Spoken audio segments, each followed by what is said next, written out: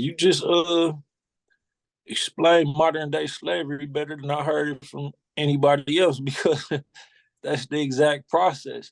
And then even with these drugs, like for example, people didn't really understand why the war in Afghanistan and all that in Iraq was going on, but it was about drugs, the opiate, you know what I mean?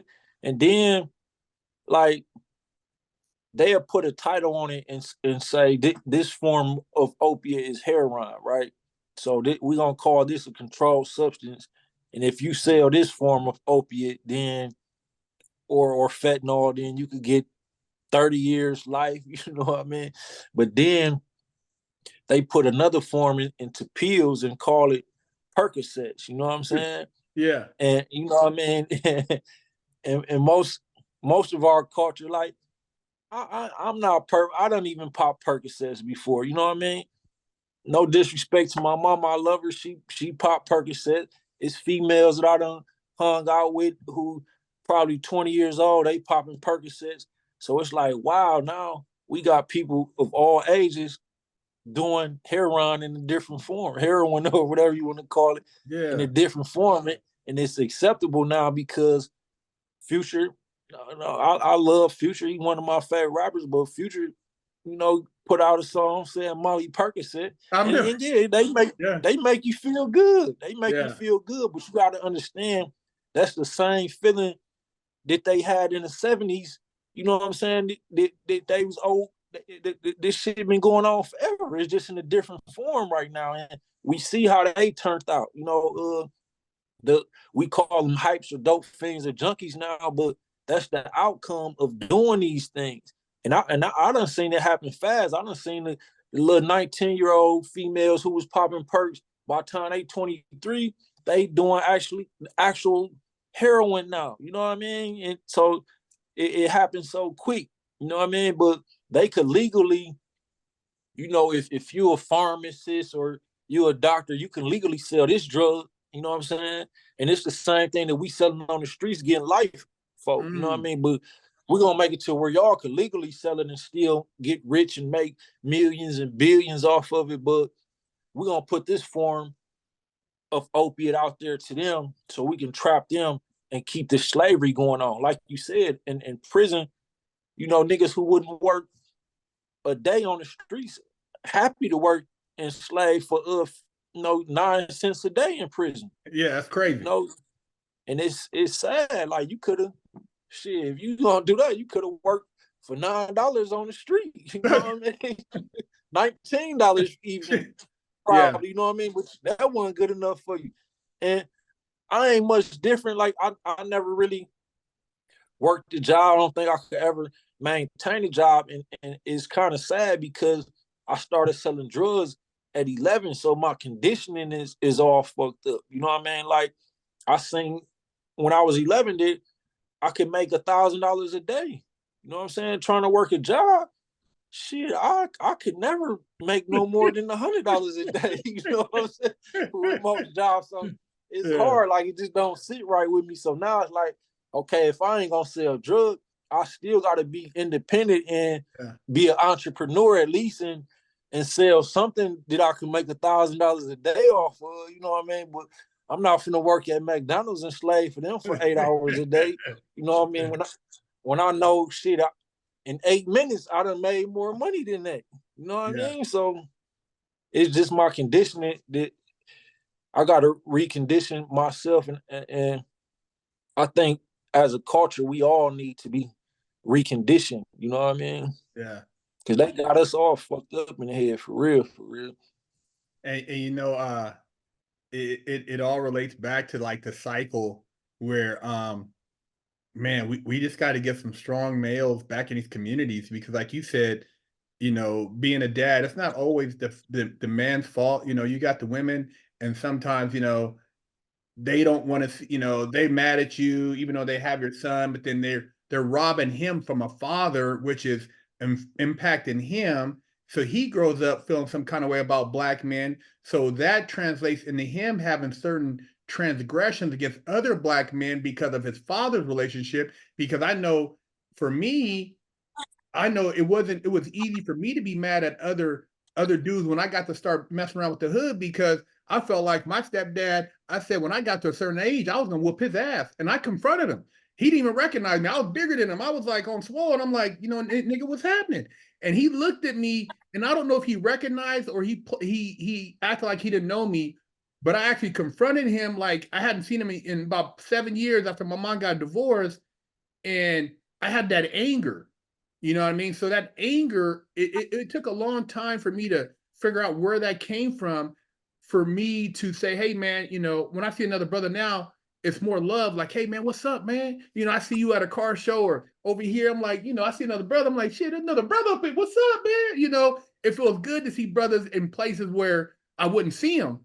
That means they're elevating their consciousness. So I don't have that anger where I just see another dude and just because he got on, a different color, I want to do something to him, which that's a program. You think about it, you see a dude in some red chucks or a dude in some, blue, whatever. You're like, oh man, I mean, what would make a dude want to kill another dude just because of that? That's a strong program to think that has power, but then they keep pushing it. I don't knock Snoop, but like, damn, Crip Cuz, you're still pushing that.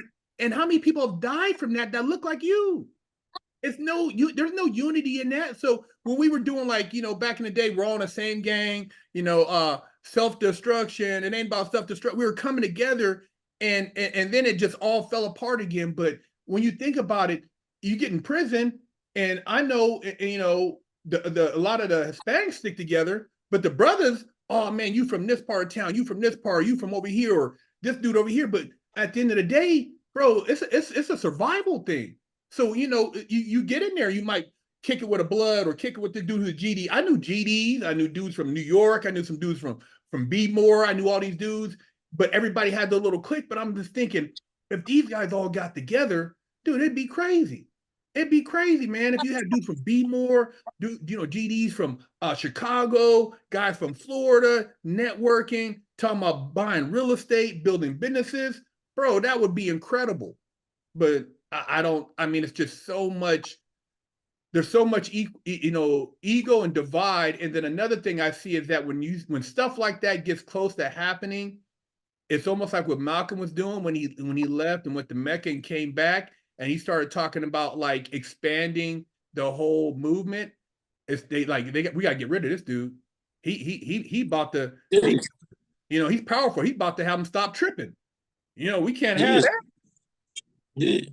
And what people don't acknowledge, the government will never acknowledge it, but Malcolm X was the most powerful man in the world the day he got assassinated. He had the whole Islamic culture behind him. I'm talking about 600 million people, and he had all the African culture behind him. And we got another billion plus people, you know what I mean, behind him. What you want to do? We'll invest into whatever you want to do. If we got to go to war, let's do that. They was really behind him to that extent. And the United States government knew that. And Malcolm X knew that, but that wasn't, he didn't want to take it there. He was trying to do it the right way. You know what I mean? That's why he was really fearless. Like, we could go there, but that's not what I'm trying to do. I'm trying to show y'all the power that I got now, so y'all could yield and say, okay, well, how could we resolve this? And they killed them. But another point that you made about like how, especially in prison, all the most of the Mexicans or the Latinos or whatever, they categorize themselves as they stuck together, and for sure all the white people stuck together, and Black people stuck together to the extent that we Vice Lord or we Blood or we Crip or we GD. But the white people didn't have none of that. If you white, we need to stick together, because especially in prison, they the minority. So they all got to come together.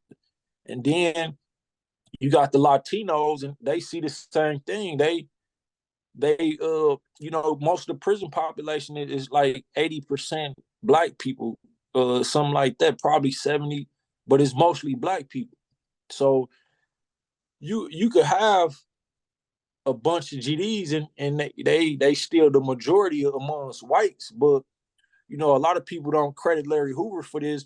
But when he saw that all the white people is sticking together regardless, he was more so like, we can't can carry on as just GDs. We got to bring the Vice Lords together, the Blackstones together. If you black, period, we all need to come together as brothers of the struggle. I don't care if you Vice Lord, Crip, Blood, whatever. You know what I mean? We got to come together as brothers of the struggle, because these white folks gonna stick together regardless, and we need to do that, because it'll get to the point where in certain places, even though it's more black people in this prison, all the white people sticking together. So if you a GD, the Vice Lords, you know, that's nation business. So the Vice Lord's not gonna ride for you. So now it's more white people in here, and then if it's a prison riot, it's more black people than got killed. You know what I mean? That wouldn't have happened if all the black people was together. And even on the streets, we divided like that. You know what I'm saying? It's so divided now, like I was explaining. My block didn't mess with that block. You know what I'm saying? Now is even more. These 4 people got their circle, and they don't mess with nobody else. You know what I'm saying? Like, Yeah. they not willing to come together with nobody else. They name this circle whatever they name it, and it's just that we against everybody else now, and that's the case for black people, and that's fucked up, because if we was to really come together, you know, we really the most influential culture in the world. Oh yeah. You know what I Yeah. mean? Yeah. You know, I'm talking about more power. We look at the United States as this big giant, or Russia and China, but none of them have more power and influence than we have. We just so divided that we can't exercise that power. And they know that, so they all want us to be divided anyway. No, you made it. That's a great point, man. And I've traveled a little bit. I plan on doing more traveling, but I've had friends, black friends who have traveled to like Russia, Norway, different parts of Germany. And I know some brothers in the military, and they were telling me stories of how we're treated in these other countries. Dude, brothers is worshipped, coveted. They look at you like, wow, man, you over here. What are you? Oh my God, you so handsome, black man, black man. I mean, everybody and we don't even realize our presence. And then we sell ourselves short. We sell ourselves short, man. You got dudes who have so much potential. I used to see so much talent in prison. I heard dudes in there rapping. I used to see dudes in there talking about business, stock market, real estate. I'd be like, damn, man, these dudes are sharp. There's some sharp brothers in there. That's how I learned about the law. Dude up in there showing me in the law library, put me up on game. Some nation brothers was lacing me up on how to shepherdize cases and how to file briefs. And I'm like, dude, man, imagine if a brother like this, you already got the streets, but you take that and you're also on some intellectual shit, bro. You a major threat. You a major threat, bro. You're intelligent. You're not fearful. You're a good person. You're teaching family values. That's everything that that epitomizes a strong culture. That's why a lot of times you look at like a lot of these cultures that have that which we used to have. Remember the great grandparents, the grandparents, and your immediate parents. And back in the day, your grandmother, grandfather, or your great auntie, your uncle, those were like the pillars. Now you see the grandma, she in videos, she twerking, grandpa smoking weed. It ain't like there's no structure. It's all raggedy, man. So I don't know. I look at because I can never imagine my grandpa smoking weed. My grandpa, you know what I mean? It's like my grandma twerking. Come on, man. It's like there's no value system, and integrity has been wiped out. But